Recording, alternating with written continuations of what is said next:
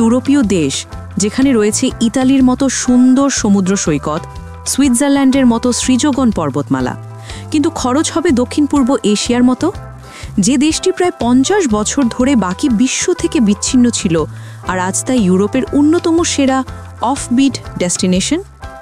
আমি বলছি বলকান অঞ্চলের লুকানো রত্ন আলবেনিয়ার কথা। আজকের ভিডিওতে আমরা এই অবিশ্বাস্য সুন্দর এবং সাশ্রয়ী দেশটিকে নিয়ে A to Z জানব। আলবেনিয়া আসলে কেমন দেশ, এর ইতিহাস কতটা বৈচিত্র্যময়, বাংলাদেশ থেকে কিভাবে যাবেন, ভিসা পাওয়া কতটা সহজ, খরচ কেমন হতে পারে এবং এখানকার সেরা ঘোরার জায়গাগুলো কি কি।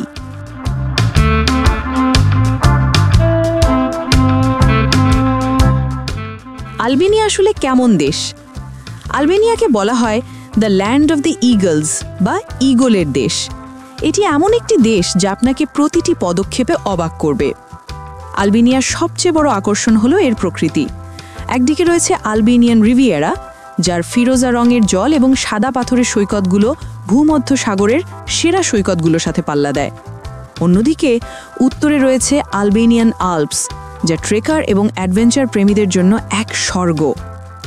দেশটি একসময়ের রোমান, বাইজেন্টাইন এবং অটোমান সাম্রাজ্যের অংশ ছিল, কিন্তু দ্বিতীয় বিশ্বযুদ্ধের পর প্রায় 50 বছর ধরে এটি এনভার হক্সার কঠোর কমিউনিস্ট শাসনের অধীনে বাকি বিশ্ব থেকে সম্পূর্ণ বিচ্ছিন্ন ছিল।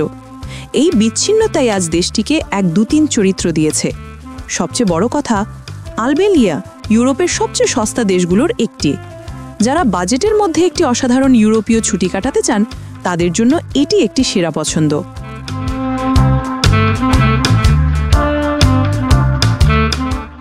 কিভাবে যাবেন এবং ভিসা প্রক্রিয়া? বাংলাদেশি নাগরিকদের জন্য আলবেনিয়া যাওয়ার জন্য ভিসার প্রয়োজন হয়, তবে সুখবরও আছে। আলবেনিয়া সাধারণত গ্রীষ্মকালে প্রায় এপ্রিল থেকে সেপ্টেম্বর বাংলাদেশি নাগরিকদের জন্য ভিসা ফ্রি এন্ট্রি বা ভিসা ছাড়া ভ্রমণের সুযোগ দেয়। প্রতি বছর এই নিয়ম পরিবর্তিত হতে পারে, তাই যাত্রার আগে অবশ্যই আলবেনিয়ার ফরেন মিনিস্ট্রির ওয়েবসাইট থেকে সর্বশেষ তথ্য যাচাই করে নিতে হবে। যদি আপনার কাছে একটি মাল্টিপল এন্ট্রি সেনজেন ভিসা থাকে, যেটা আপনি আগে অন্তত একবার ব্যবহার করেছেন, তাহলে আপনি সেই ভিসা দিয়েও আলবেনিয়ায় প্রবেশ করতে পারবেন।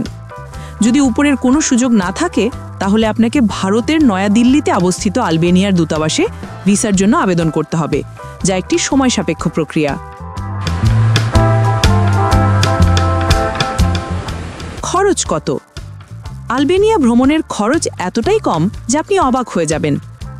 ঢাকা থেকে রাজধানী তিরানার রাউন্ড ট্রিপ বিমান ভাড়া প্রায় 80,000 থেকে 1,50,000 টাকা হতে পারে। মুদ্রা আলবেনিয়ান লেক বা ALL। একজন বাজেট ট্রাভেলার দিনে মাত্র $25 থেকে $35 বা 2,500 থেকে 4,000 টাকা খরচ করে আরামে ঘুরতে পারবেন। হোস্টেলের খরচ খুবই কম এবং স্থানীয় রেস্টুরেন্টে ভরপেট খাবার মাত্র 300 থেকে 400 টাকায় পাওয়া যায়।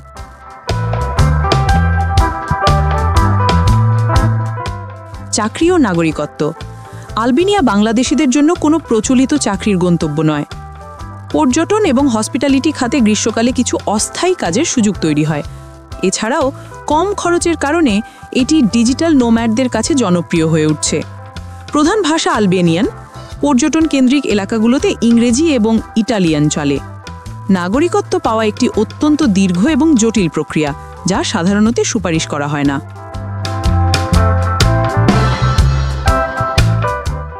ঘোরার সেরা 5টি জায়গা। এবার চলুন দেখে নিই আলবেনিয়ার সেই জায়গাগুলো যা আপনার ভ্রমণকে এক অবিস্মরণীয় অ্যাডভেঞ্চারে পরিণত করবে। আলবেনিয়ান রিভিয়েরা, দেশের দক্ষিণ উপকূল। সারান্দা এবং কাশামিলের মতো সৈকতগুলো মালদ্বীপ বা গ্রিসের দ্বীপের মতোই সুন্দর। বেরাত, হাজারো জানালার শহর। এটি একটি ইউনেস্কো বিশ্ব ঐতিহ্যবাহী স্থান। পাহাড়ের ঢালে অটোমান আমলের সাদা বাড়িগুলোর সারি এক অসাধারণ দৃশ্য তৈরি করে। আলবেনিয়ান আল্পস, থেত ও ভালবোনা, দেশের উত্তরের সৃজগণ পর্বতমালা।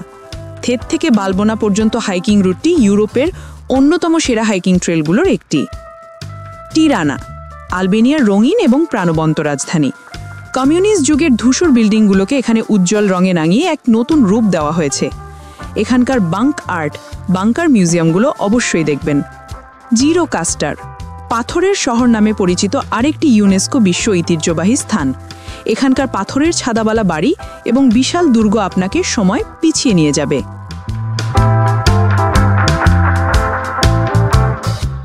তাহলে বন্ধুরা, আলবেনিয়া সম্পর্কে একটা পরিষ্কার ধারণা পাওয়া গেল, তাই না? এটি এমন একটি দেশ যা তার বিচ্ছিন্ন অতীতকে পেছনে ফেলে পর্যটকদের জন্য তার দরজা খুলে দিয়েছে। অবিশ্বাস্য সৌন্দর্য, বন্ধুত্বপূর্ণ মানুষ আর পকেট ফ্রেন্ডলি খরচ সব মিলিয়ে আলবেনিয়া হতে পারে আপনার পরবর্তী ইউরোপ ভ্রমণের সেরা ডেস্টিনেশন। ভিডিওটা কেমন লাগলো আমাদের কমেন্ট করে জানাতে ভুলবেন না। আলবেনিয়া নিয়ে যদি আরও কিছু জানার থাকে সেটাও প্রশ্ন করতে পারেন। ভিডিওটা ভালো লাগলে অবশ্যই একটি লাইক দিন, বন্ধুদের সাথে শেয়ার করুন এবং আমাদের চ্যানেলটি সাবস্ক্রাইব করে পাশে থাকুন। দেখা হবে পরের ভিডিওতে নতুন কোনো দেশের গল্প নিয়ে। ততদিন পর্যন্ত ভালো থাকবেন।